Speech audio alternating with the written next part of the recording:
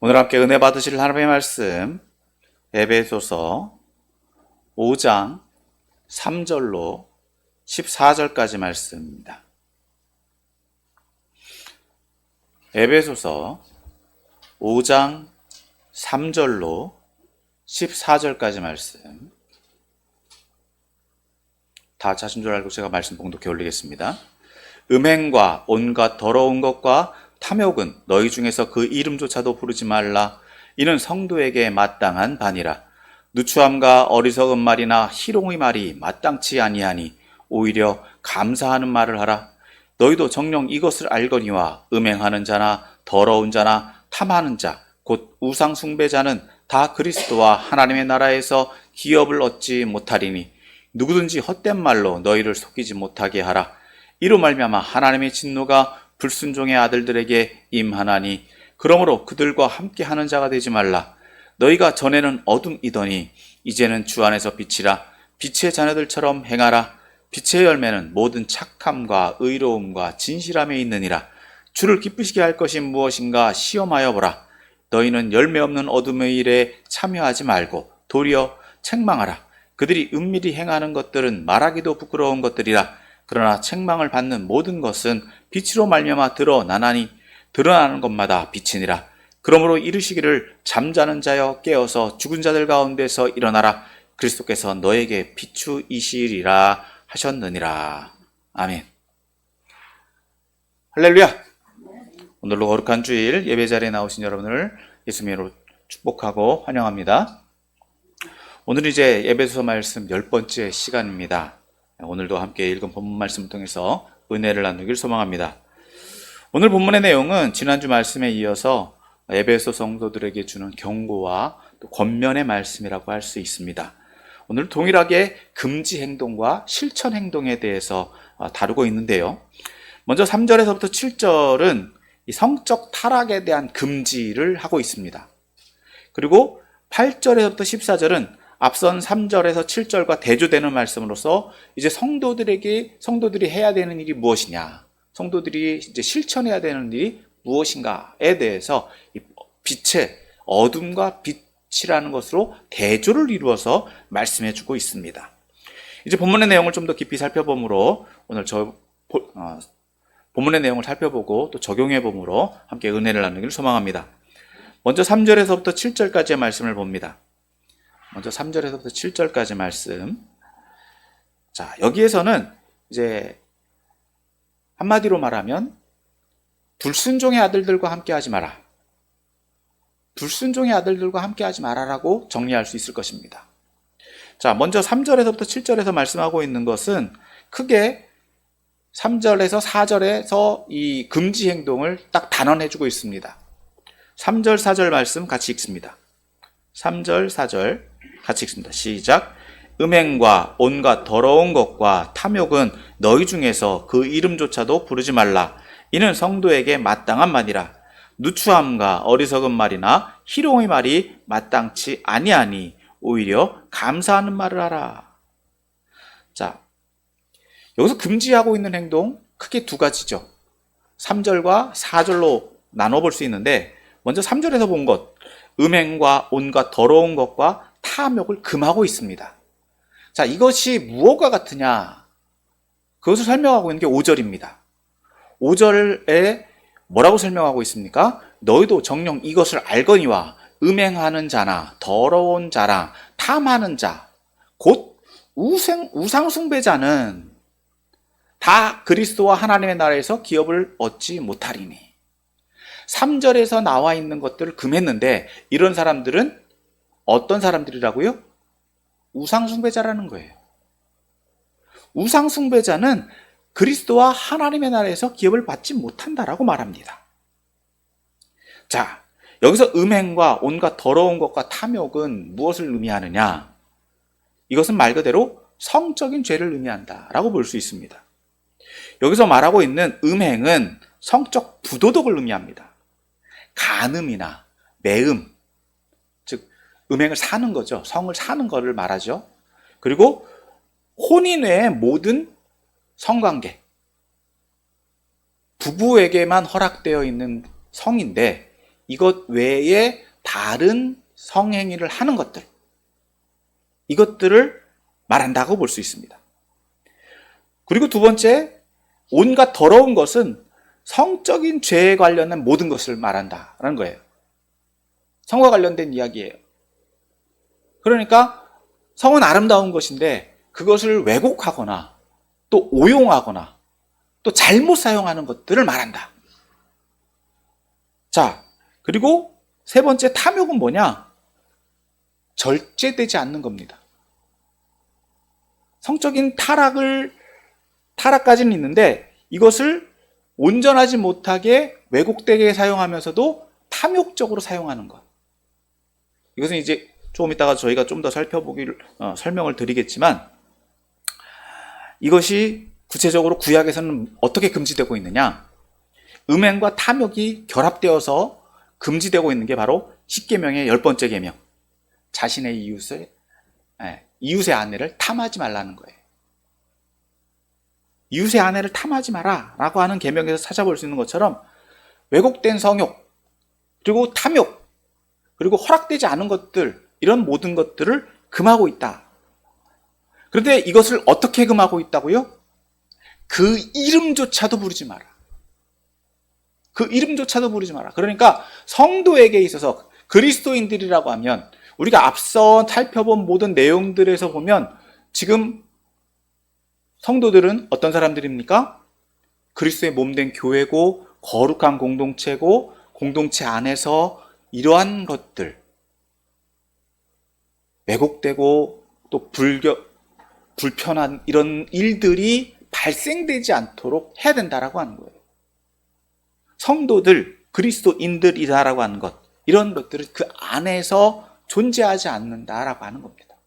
있을 수 없다는 거예요. 생각조차도 나서는 안 된다는 이야기를 하고 있는 것입니다. 게다가 이제 4절에서 금지하고 있는 것은 무엇입니까?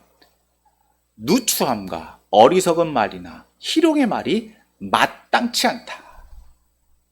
여기서 누추하고 어리석은 말을 3절과 연결해서 보면 외설적인 말, 혹은 음란한 말, 성적인 농담, 이런 것들을 의미할 수 있어요. 게다가 비열한 희롱, 이런 것들이 있다라고 하는 것입니다. 그래서 성도들은 차라리 이런 것들보다 뭘 해야 된다? 감사하는 말을 하라. 여러분, 우리가 감사는 왜 한다고요? 누구에게 하는 겁니까? 하나님에게 하는 거예요. 사람에게도 감사를 하지만 궁극적인 감사는 누구에게? 하나님에게 하는 거예요. 그러니까 서로에 대해서 존중하고 서로에 대해서 하나님께 영광을 돌리는 말을 해야 된다. 이런 것들을 강조하고 있는 것입니다. 그래서 이제 5절에서 7절에서는 앞서 이제 3절, 4절에서 살펴본 것들을 금하는 이유에 대해서 말해주고 있습니다. 자, 5절에서는 이러한 것들이 무엇과 같다고 했습니까? 우상숭배와 같다라고 말하고 있어요. 여러분, 우상숭배라는 것은 뭡니까? 말 그대로 하나님 외에 다른 신을 섬기는 거예요. 여러분, 하나님을 섬기면서도 다른 신을 섬길 수 있습니까? 없습니까? 없어야 되는데 그러고 있다는 거예요. 그러니까 이런 사람들은 어떻게 됩니까? 다 그리스도와 하나님의 나라에서 기업을 받지 못한다. 이것은 단순한 경고라기보다 얼마나 그것이 위험하고 얼마나 큰 문제인가라고 하는 것을 알려주고 있다는 것입니다. 그래서 더 나아가서 6절에서는 뭐라고 이야기합니까? 누구든지 헛된 말로 너희를 속이지 못하게 하라. 속이지 못하게 하래요. 여기서 속인다라고 하는 건 뭐냐? 자신들의 입장을 드러내기 위해서 자신들을 정당화하는 것을 이야기합니다.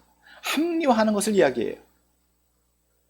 무슨 얘기냐? 그 당시 이 에베소 지역은요, 아데미 신전이 있던 곳입니다. 그러니까 이전에 그렇게 살아왔다는 거예요. 그래서 내가 예수님을 믿는데 내가 아직은 다 못 버렸어. 조금 천천히 갈게. 이렇게 말할 수도 있다는 거죠. 아니, 그리고 이 정도는 괜찮아. 설마 하나님께서 이 정도까지 꼬치꼬치 따지시겠어? 라는 것들. 즉 작은 것이기 때문에 무시해도 된다. 또 아무것도 아니니까 별것 아니다 라고 치부해버리는 것들. 이런 것들로 성도들을 속일 수 있다는 거예요. 기만할 수 있다는 거예요. 그러면 이것은 어떻게 되느냐? 그건 남을 속이기 위한 것입니까? 자신도 속이는 겁니까? 자신부터 속이고 들어오는 거예요. 자신도 속이면서 남도 속이는 거죠. 왜 그렇습니까? 자신을 정당하게 위해서. 인정하기 싫은 거예요. 그 당시 문화 가운데에서 그런 사람들이 다 그렇게 살고 있으니까. 주변엔 다 그러니까.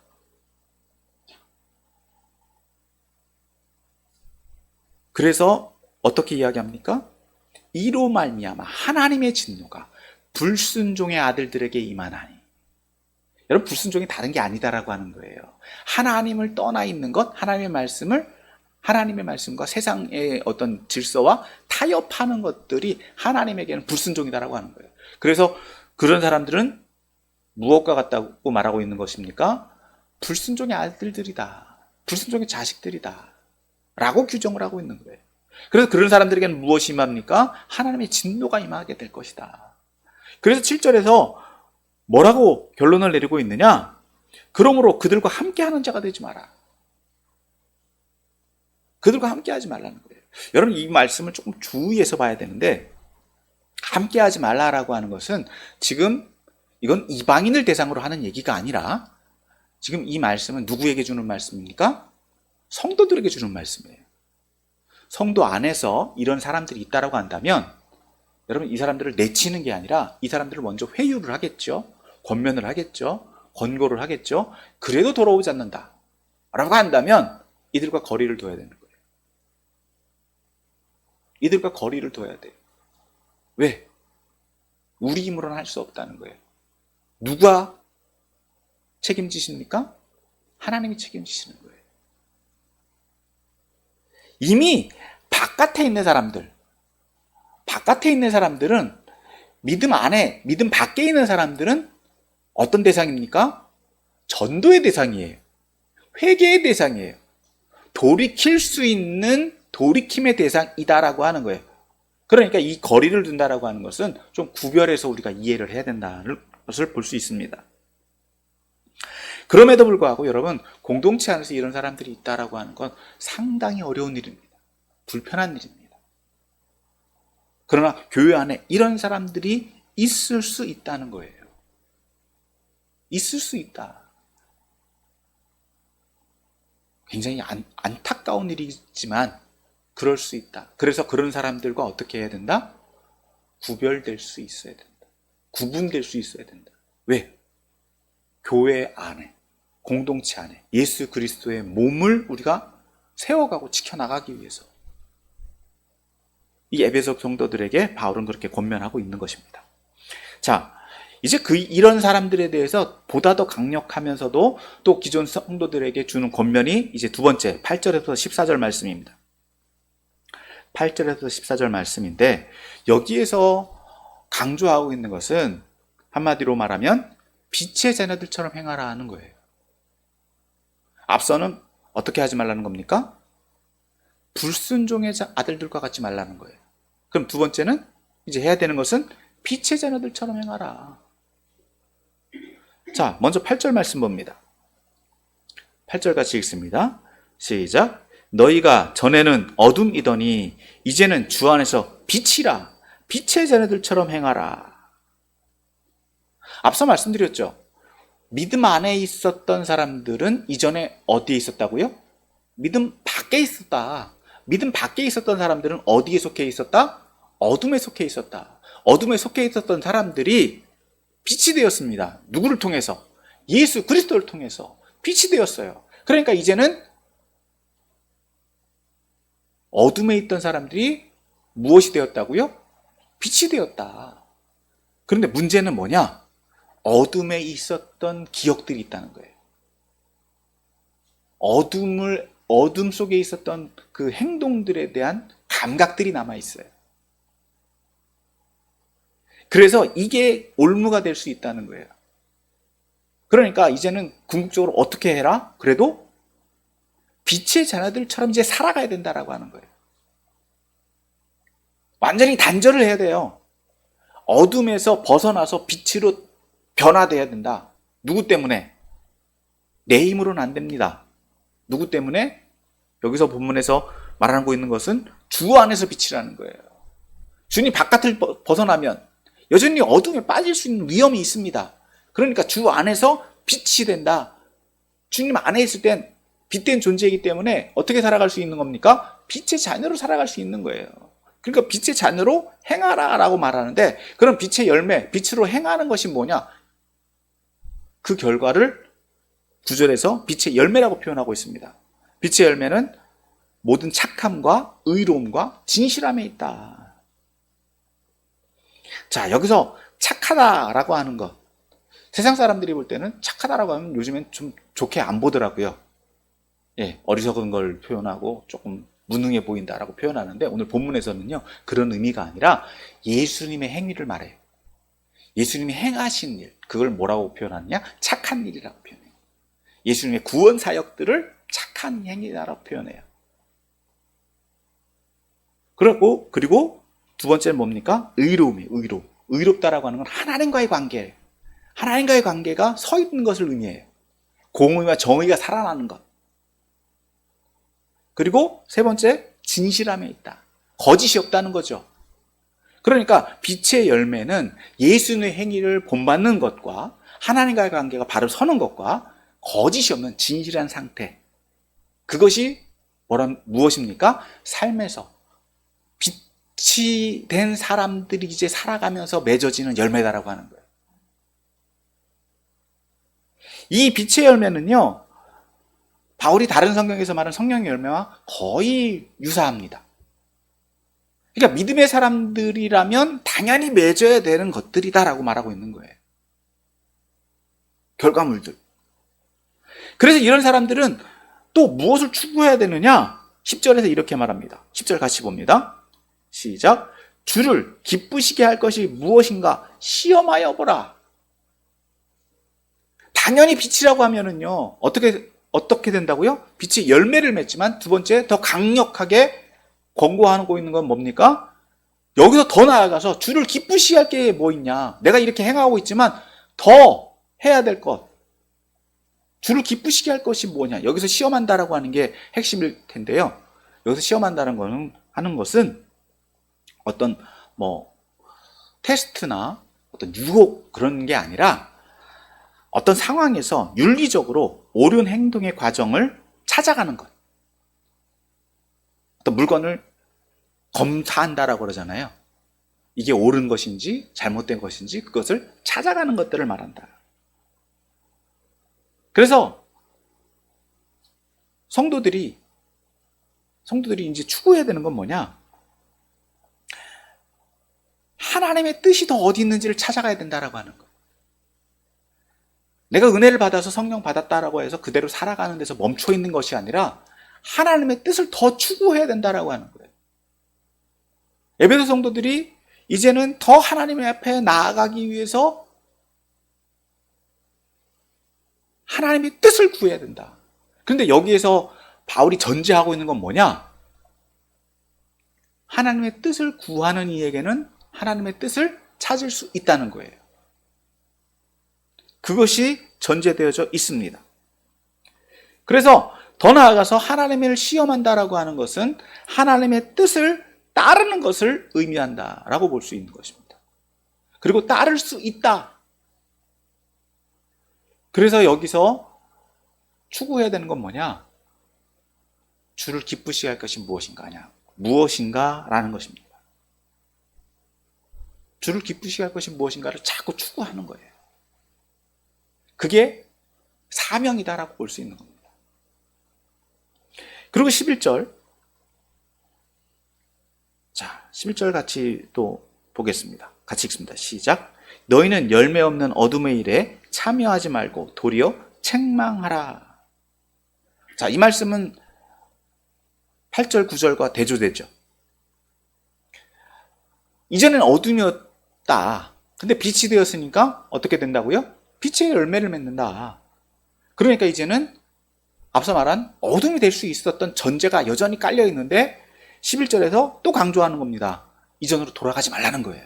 어둠일 때는 열매를 맺지 못했고 어둠의 일에 빠져 있었기 때문에 여전히 그런 무의미하고 실속 없는 일, 그런 일들을 행했었다. 그것을 기억해내라. 그때 좋았던 것을 추억하고 그때를 이때는 이랬지라는 것을 생각하기보다 그런 열매 없던 삶을 벗어버리고 오히려 책망하라는 거예요. 여기서 책망한다라고 하는 것은 여러 가지 의미가 있습니다. 유죄를 증명한다, 징계한다, 드러낸다라는 의미가 있는데 여기에서 보면은 어떤 의미가 더 가깝겠습니까? 그때 일을 드러내봐라. 생각해봐라는 거예요. 그때 내가 정말 그게 열매 있었던 일이었는지 지금 내가 빛의 입장에서 생각해봐라는 거예요. 드러내봐라는 거예요. 드러내보면 결과적으로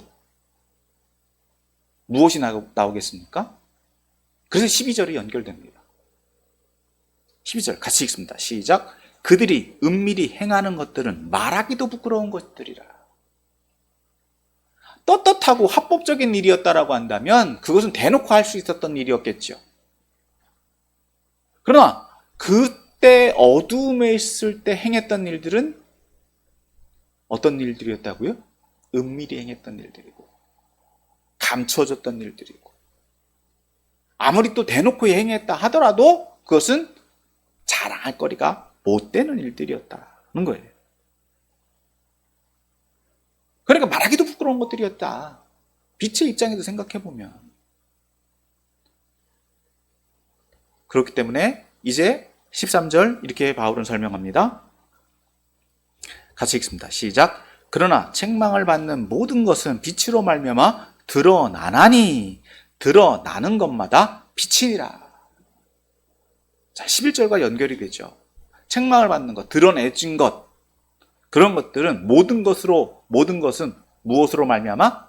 빛으로 말미암아 드러난다. 분별된다. 이게 좋은 건지 안 좋은 건지 어둠인지 빛인지 분별할 수 있다는 거예요. 나타난다는 거예요. 그런데 드러나서 어떻게 된다고요? 빛이 된다는 거예요. 여기서 빛이다라고 하는 것은 다 잘했다라고 하는 표현이 아니라 빛으로 변화될 수 있다는 겁니다. 예전에 어둠이었지만 내 행위가 어둠에 있었고 잘못된 행위였지만 그것들을 어떻게 된다고요? 빛의 어둠에서 빛으로 나오니까 이제는 어떤 삶을 살아갈 수 있다? 빛의 삶을 살아갈 수 있다. 이제는 빛이다라는 거예요.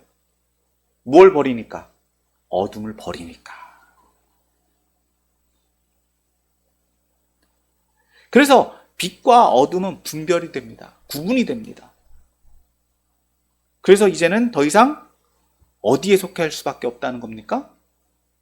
빛에 속할 수밖에 없다는 거예요. 그럼 빛에 속해 있는 사람들에게 이제 마지막으로 권면해 주는 건 뭡니까? 14절입니다. 14절 같이 읽습니다. 시작. 그러므로 이르시기를 잠자는 자여 깨어서 죽은 자들 가운데서 일어서라. 그리스도께서 너희에게 비추이시리라 하셨느니라. 인용입니다. 인용. 그러므로 이르시기를이라는 거 하는 것은 이미 이거는 한번 누군가가 했던 말이라는 거예요. 그런데 이 말은 뭐냐? 이미 에베소 성도들이 다 들었던 말이다라고 하는 거예요. 그럼 이 말을 언제 들었겠느냐? 이들이 세례받을 때. 죽었다가 다시 살아날 때. 내가 예수를 그리스도로 영접하고 믿었을 때. 잠잤던, 죽었던 영혼이 일어날 때, 깨어날 때. 내가 예수님과 함께 어떻게 됐다고요? 다시 살았다. 나는 이제 빛이다. 라고 하는 말씀을 이미 들었다는 거예요. 그러니까 여전히 성도들은 어떤 상황이다? 빛이다라고 하는 거예요. 누굴 통해서? 그리스도를 통해서. 그것이 다시 한번 연상되는 겁니다. 그러니까 내가 빛이다라고 하는 것, 내가 빛이기 때문에 어둠으로 돌아갈 수 있다 없다? 돌아가서는 된다 안 된다? 안 된다는 거예요.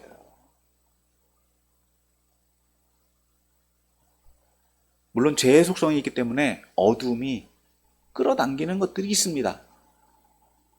그러나 내 이제 정체성은 어디에 있다? 빛에 있다.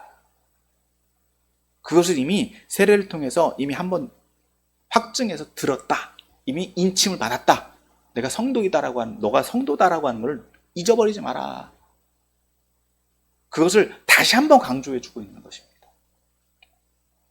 그래서 이제 이러한 첫사랑, 구원의 감격, 기쁨을 다시 한번 연상하도록 해서 그들의 신앙이 변하지 않도록, 불타오르도록 이렇게 강조하고 있는 말씀이다라고 볼 수 있습니다.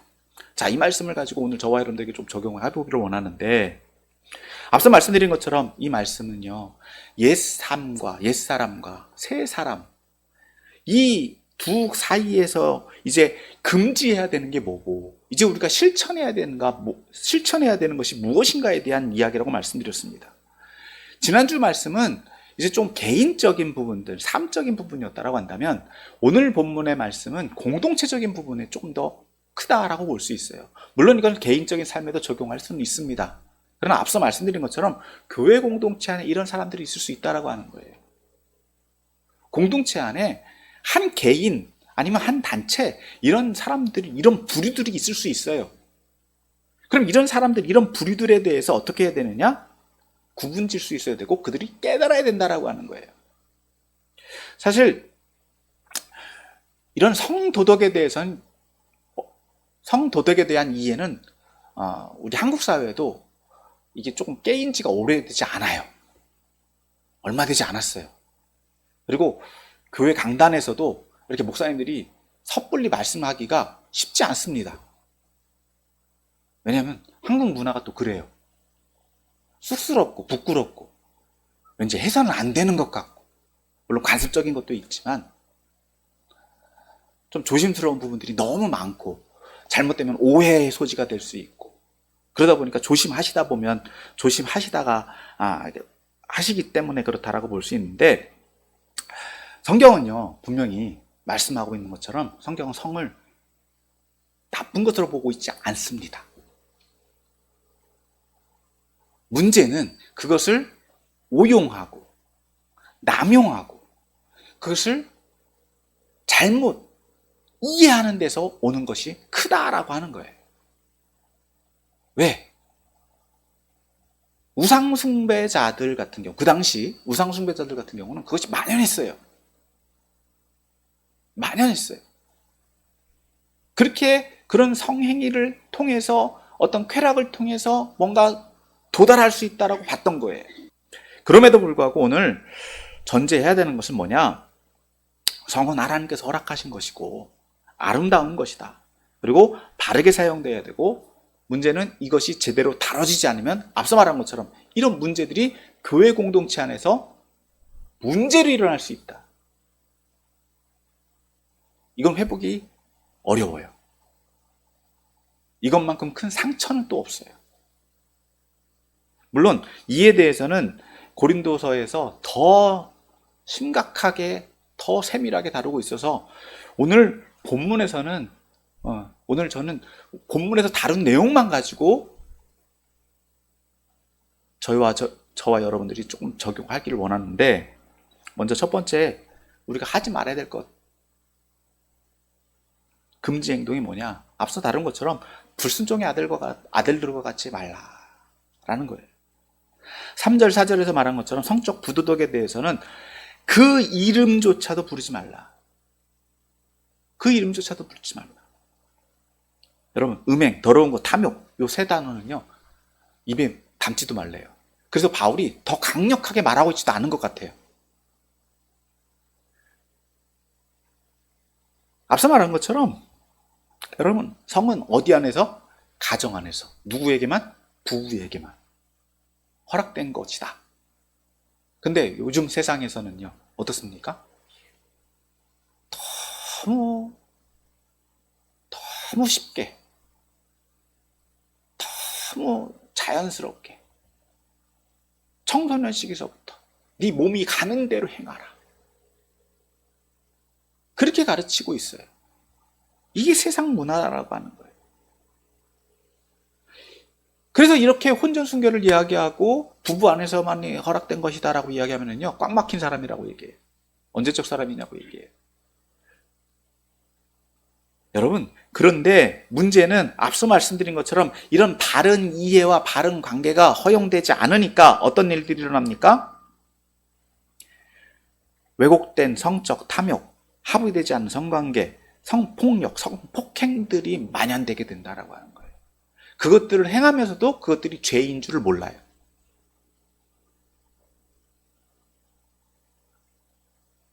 더 나아가서 동성애 같은 분들. 분명한 건 오늘 본문에서 말하고 있는 것처럼 음행과 온갖 더러운 것과 탐욕. 자, 이 범주 내에서 벗어나는 것들, 이런 것들, 정상적인 관계에서 벗어나는 것들은 다 뭐라는 겁니까? 죄라는 거예요.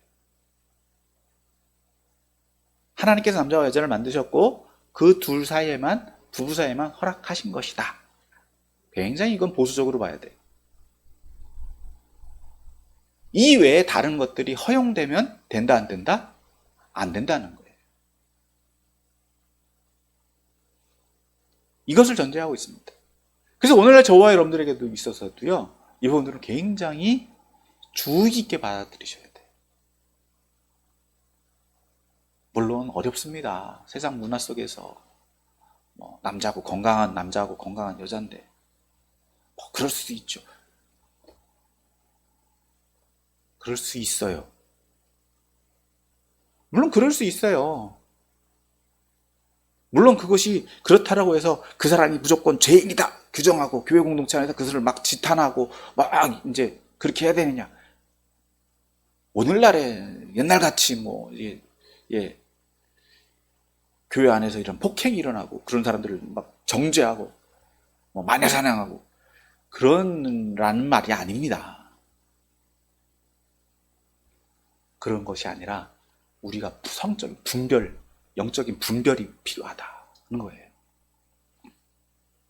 더 나아가서 두 번째 금지하고 있는 건 뭡니까? 누추함과 어리석음과 희롱의 말을 금하라고 말하고 있어요. 여러분, 성희롱하는 거, 음란한 말하는 거, 저속한 농담하는 거, 이런 것도요, 해서는 안 된다는 거예요. 믿음의 사람들은 더더욱이 해서도 안 되고, 더 나아가서 어떻다고요? 교회 안에서는 이런 일들이 있을 수는 없다. 그 사람의 수준이에요. 지식의 수준, 영적인 수준이에요. 예전부터 했었던 건데요. 그냥 살던 대로 살죠. 여러분, 앞서 말씀드렸잖아요. 이렇게 행하는 사람들은 다 뭐 하는 사람들이라고요?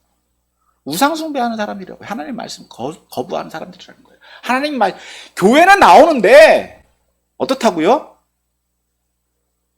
하나님의 다른 거 섬긴다고. 내 못 믿고 사는 거고, 내 욕망대로 사는 거고, 다른 신 섬기는 우상숭배자와 같다라고 말하고 있는 거예요.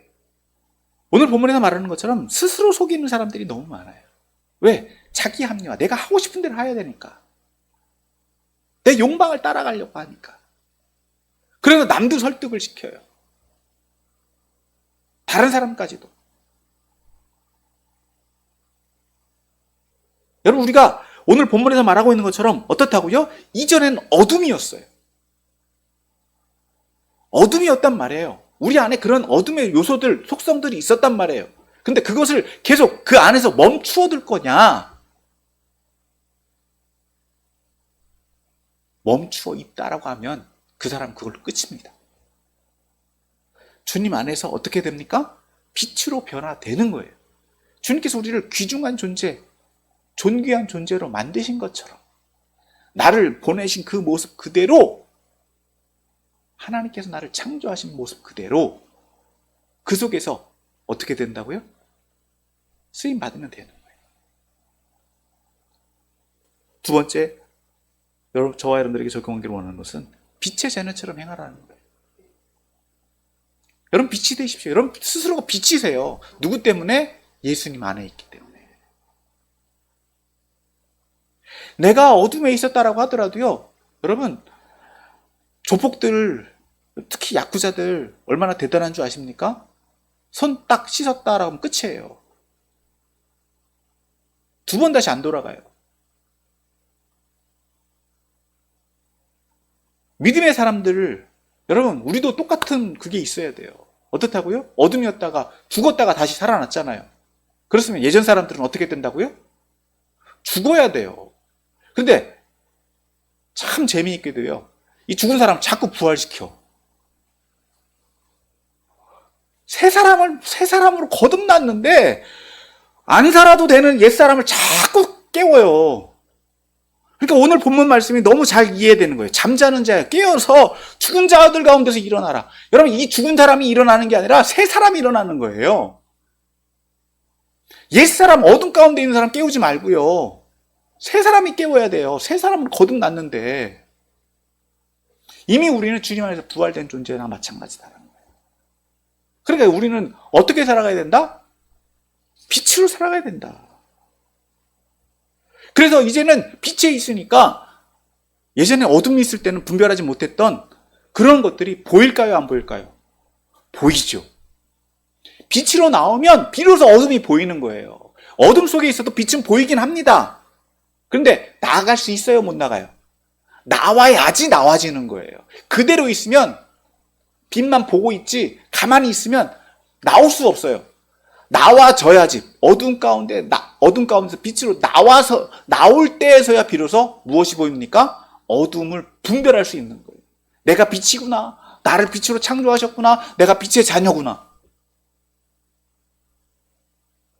그래서 빛과 어둠은요, 공존할 수가 없어요. 어떤 분들은 공존도 된다고 얘기를 막 딴지를 거시는 분들도 있어요. 물론 있죠. 빛이 있으면 어둠이 있으니까. 근데 하나님은요, 그림자가 없으신 분이세요.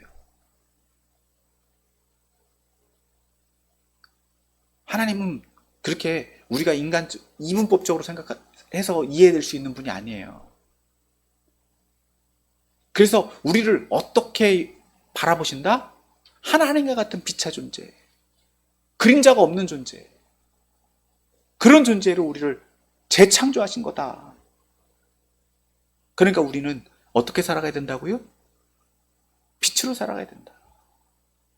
가끔 생각나요. 예전에 어둠에 있었던 때가 생각나요.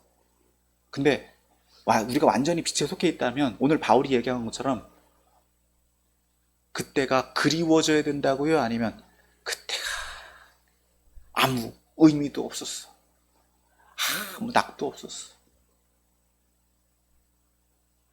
그런 식으로 생각나야 된다고요. 그런 식으로 생각이 나야 되는 거예요. 이게 완전히 거듭난 사람들의 삶이다라고 하는 겁니다. 그럼 다시는 돌아갈 수 있을까요? 없을까요? 못 돌아가는 거예요. 돌아갈 생각조차도 안 나는 거예요. 왜? 빛이 좋으니까. 여러분, 이것이 오늘 우리가 지난번에도 살펴봤지만 분별이 돼야 돼요. 분별이 안 되니까 어떻다고요? 여전히 내가 어둠에 있는지 빛에 있는지 모르는 거예요. 착각 속에 살아가요. 여러분, 세례만 받았다고 해서 다 그리스도인입니까? 분명히 말씀했잖아요. 빛에 있는 사람들은 무엇이 나온다? 열매가 나온다. 열매가 분명한 열매가 나와요. 그 열매는 뭐라고요? 모든 착함과 의로움과 진실함에 있다. 딱 보면 알아요. 이 세 가지가 나와야 돼요. 그리스도의 행적, 그리스도의 삶이 나와야 되고요. 하나님과의 관계가 나와야 되고요. 거짓이 없어야 돼요. 이 세 가지 어느 누구 앞에서나 떳떳할 수 있어야 돼요. 물론 부끄러울 수 있습니다. 왜? 어둠에 있었던 일들이 있었기 때문에. 그러나 이 부끄러움을 감수하고 나가는 거예요. 왜? 지금 내가 빛이니까. 내가 빛이 된 게 아니라 누구 때문에? 예수님 때문에 나를 빛으로 만들어 주셨잖아요. 부끄러움을 감수하고 나가는 거예요. 뭘 위해서? 이 빛의 열매를 맺기 위해서. 많은 사람들이 부끄러워서 이걸 감춰요. 물론 감춰질 수 있어요. 근데 감춰질 수 있나요? 오늘 본문에서 말했잖아요. 다 드러난다고. 빛에 있으면 다 드러나요. 다 드러나요. 우리의 어둠 행적들 다 드러나요. 예전에 잘못했던 것도 다 드러나요. 그러나 이것이 부끄러울 수 있어요. 왜? 부끄러운 일을 했으니까. 그런데 그것이 자랑스러운 게 아니라 말 그대로 부끄러워서 다시는 돌이켜서 다시는 행하지 않을 일들이 돼야 된다는 거예요. 누구도 해서는 안 되는 일. 누구도 이런 일들 가운데 있었던 사람들은 벗어나야 된다는 겁니다. 그 안에 있어서 똑같이 부끄러운 일을 하고 있는 사람들로 하여금 벗어나도록 해줘야 된다는 거예요. 그것이 교회 공동체 안에 있는 사람들이 해야 되는 것이고, 교회가 이제 세상을 향해서 해야 되는 일들이다라고 하는 겁니다. 아직도 이런 교회 안에서 이런 문제들이 있을 수 있어요. 그렇다면 교회 안에서의 문제는 어떻게 해결하냐? 자정 효과가 나타나야 돼요. 자기 스스로 또 교회 공동체가 그를 보듬어 안고 기도하고 그가 회복되도록 도와줘야 돼요. 뭐 여기까지는 오늘 본문의 범주를 좀 벗어납니다만, 우리가 이것은 마태복음에서 이미 살펴보았기 때문에 더 깊이 다루지는 않고요. 오늘 말씀을 정리합니다. 오늘도 저와 여러분들 옛사람을 벗어버리고 새사람을 입었다라고 한다면 성적인 문제에 대해서도 거룩함에 대해서 살펴보았습니다. 이것은 교회 내에서뿐만 아니라 자기 자신에게 있어서도, 가정 안에 있어서도 이런 일들이 일어나야 됩니다. 더 나아가서 이제 사회에서도 이런 사회적 가치관과 패러다임이 충돌될 때가 있어요. 이런 이해들이 다르기 때문에. 젠더 문제가 많이 있잖아요. 그렇다 하더라도 어떻다고요? 교회는 교회답게 서 있을 수 있어야 돼요. 타협할 수 없는 문제입니다. 그래서 세상에 반하는 가치를 추구한다 하더라도 빛에 속해 있다라고 한다면 어둠을 대적하고 어둠에 빠지지 않도록 우리를 지키고, 또 오늘 본문에서 말하고 있는 것처럼 하나님, 주님이 기뻐하실 것이 무엇인가? 주님이 기뻐하실 게 무엇인가? 우리의 기준은요, 어디에 있다고요? 하나님의 말씀에 있어요. 하나님에게 있어요. 사람에게 있는 게 아니에요. 교회가 어떤 교회 공동체 목표가 아니라 어디에 있다고요? 하나님에게 기준이 있어요. 그 기준에 부합한지 늘 점검하고 늘 다시금 돌이켜서 우리 스스로가 빛이 되어서 예수님의 몸된 교회, 또 우리가 그리스도의 몸인 것을 기억하고 깨어서 아름다운 주님의 교회를 세워가는 저와 여러분들이 다 되시기를 예수님의 이름으로 축원합니다.